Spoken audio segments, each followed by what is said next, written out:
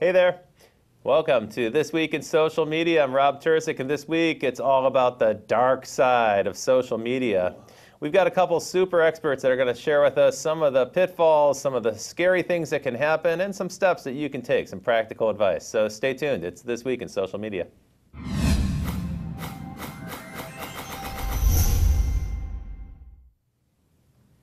Hey there.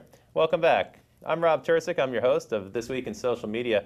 This week we're talking about the dark side, the evil stuff that can happen. Unfortunately, in every medium, and particularly in a social environment, there's good people and there's some people whose intentions aren't quite so good. Here to help us talk about that subject today is future crimes expert Marc Goodman and also Gregory Markel. And Gregory is the CEO and founder of Infuse Creative. So let's get started with Gregory. Hi, welcome to the studio. Thank you very much. It's great to be here. I'm happy to have you. So we've known each other for many, many years, and your business has kind of evolved. I've never seen the bird either. Oh, that's our little Twitter bird. Yeah, he's sometimes with me here at the show. Sometimes he flies away. So we've never really had an opportunity to talk about this, but your business has kind of evolved over the years, right? Definitely. You got involved in search and online marketing and ways that media companies could start to activate their brands. But more recently, it's evolved towards reputation management. Tell me about that. So, starting in search, which is at first glance marketing, and second glance is information retrieval and arrangement, right? So it is kind of a natural evolution from that into where we find ourselves now, which is where all these worlds are converging. Traditional marketing or digital marketing concerns, social or social marketing concerns, online security, cybersecurity, device security, forensics concerns. They're all converging. The simplest example of a nuclear explosion that went off in this area at this crossroad of conversions was Sony's experience with the PlayStation. Well, so we have that picture here on the screen. So the PlayStation Network, crazy fun, right? So this is like about a year ago now, a little bit less than a year ago, where the network was taken down. Hundreds of millions of accounts were attacked or hacked. I was one of them. Me too. Yeah, bad stuff. So tell me about that. Well, they're an example of a company that wasn't ready on multiple fronts for any of this. The security breach likely could have been prevented. The public relations fiasco that followed could have been pre-planned in terms of a reaction plan or crisis plan and better positioned after the breach, et cetera. They did a terrible job. Yeah, they kind of scrambled. Before we go way into that, because it's such a rich topic, that I think I should probably introduce our other guests. So give me a chance to do that. So joining us by Skype is Marc Goodman, who I had the pleasure of meeting last week at Singularity University, where he serves on the faculty. Now, Marc is a specialist in a very interesting and unfortunately fast-growing category. That's future crime. I know it sounds like something from Minority Report, but Marc actually does this for a living. He is the founder of the Future Crime Institute. He's spent many years, more than 2 decades, working with different types of law enforcement agencies, internationally as well as in the United States. He's got experience with a number of different agencies, including Interpol. He's worked with the UN. And at the Future Crimes Institute, his job is to think of all the creative but malicious ways that new media can be used. Marc, welcome to the show, and thanks for joining us. Thank you, Robert. It's my pleasure to be here. Where are you coming from? Where are you at today? From positionally, or where am I physically? Are you at an undisclosed location? I am at an undisclosed location, which just happens to be Toronto today. Okay, so we've revealed that piece of it. Now, Marc, tell us a little bit about the future crimes business, the racket that you're in, if you will. Sure. Well, as you mentioned earlier, I started out in standard cybercrime. I've been doing that for many, many years. And what I realized is that not only are we unprepared for the crimes for today, but we're entirely unprepared for what's coming next. So as much as law enforcement struggles with today's cybercrime, there's a lot more technology coming down the pike that's really going to bewilder them. I think that's true. So Gregory just brought up one good example, which was kind of a spectacular embarrassment for Sony last year when the PlayStation Network got hacked. And not only did it get hacked, but a succession of hackers took it down and kept it down. So every time somebody kind of felt pity on Sony and let them get back up on their feet, somebody else would take them right back down again. It was really, really difficult to watch and to be a part of. Tell us about your take on that, Marc. Were crimes committed? Oh, no. Audio, guys. Hackers pulled the audio. Wow, that's good. Interesting. There you have it. Marc, we're having a tough time hearing you for a sec. So Okay, we're going to have to fix that.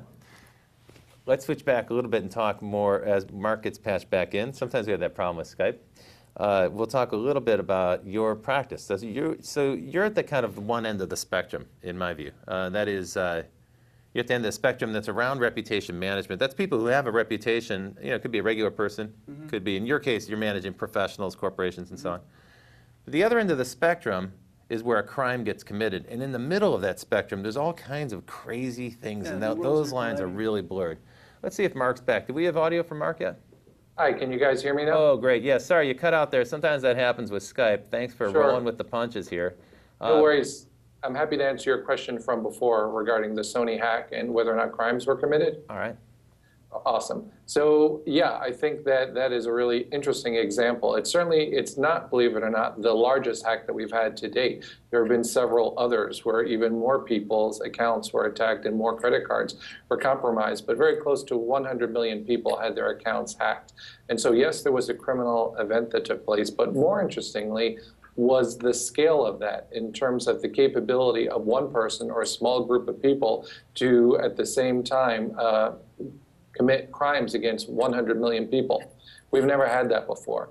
And so I think it's a pretty huge paradigm shift in the world of crime. That's amazing. So what you're saying is not only were crimes committed, but crimes were committed on a scale that was hitherto unthinkable, unprecedented on planet. One or two people could commit a crime against 100 million. That's kind of an amazing number. Sounds like science fiction, but it's the world we're living in right now. Yeah, absolutely. It represents a massive paradigm shift in crime. In the old days, a criminal would stand on the corner with a gun and you could rob one person.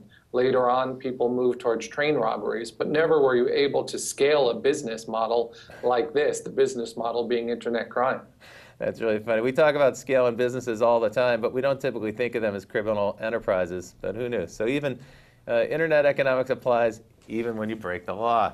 So what we were just talking about, Mark, is the spectrum between, kind of on the legitimate end, there's people who have a reputation, individuals or businesses, and they want to protect that reputation. Sometimes we unwittingly engage in behaviors that are going to diminish our reputation. That's one of the topics I want to get into.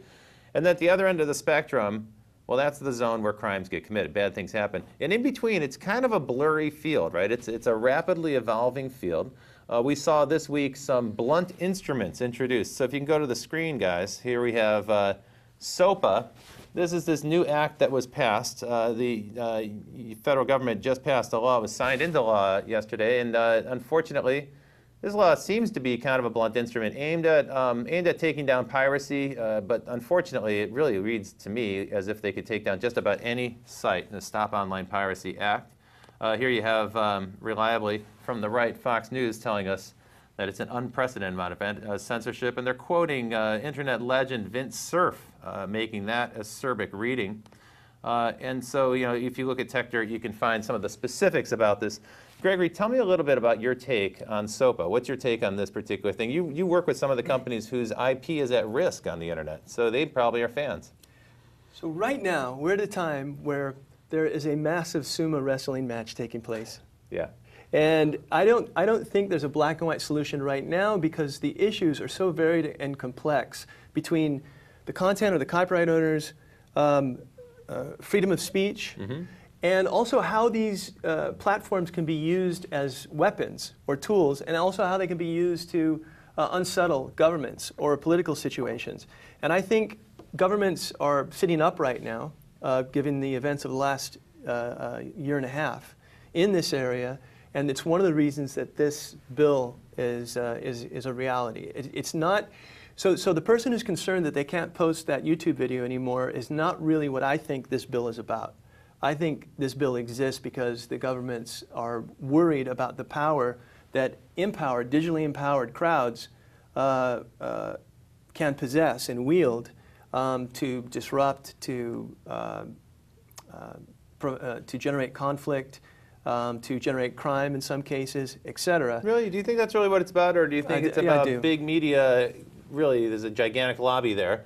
Certainly the National Association of Broadcasters is a massive lobby in the United States, and of course they also control media, which politicians need to get their message out. So don't you think that in some respects this is a sop to big media? It's a way for these guys to curry favor just before an election cycle begins with the media outlets that they're going to need in order to guarantee their re-election. That's my take on it. That could be. I personally... I think it's a crappy piece of legislation. I think it's poorly crafted. I don't think it's going to hold up. And now it's just a bad policy to pass useless laws. And that's how I think this is, a blunt instrument. I don't think it's a really well-crafted piece of legislation. Well, what about the aspect of, let's say that or let's say that it applies to YouTube, for example. Yeah. Well, there's already a terms of use agreement that YouTube has that basically says we own your content anyways, right? And they also have to worry now. They have stepped back and they've started honoring copyrights, et cetera. So, yeah, the force of 3 lawsuits had something to do with that. Right. So what I notice sometimes is in the wilderness, the voices cry that this is our space, this is our content.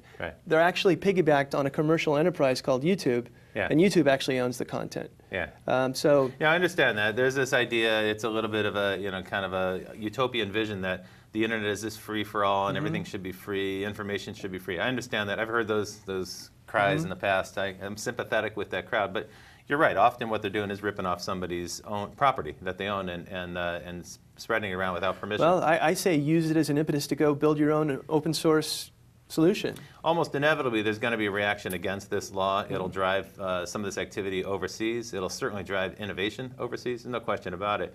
But I guess the question I raise is, what do we need this law for anyway? Because you pointed it out. YouTube already, under the force of existing lawsuits from big media companies, put in place techniques and tools for them to take down stuff in a timely way so that no infringement can occur.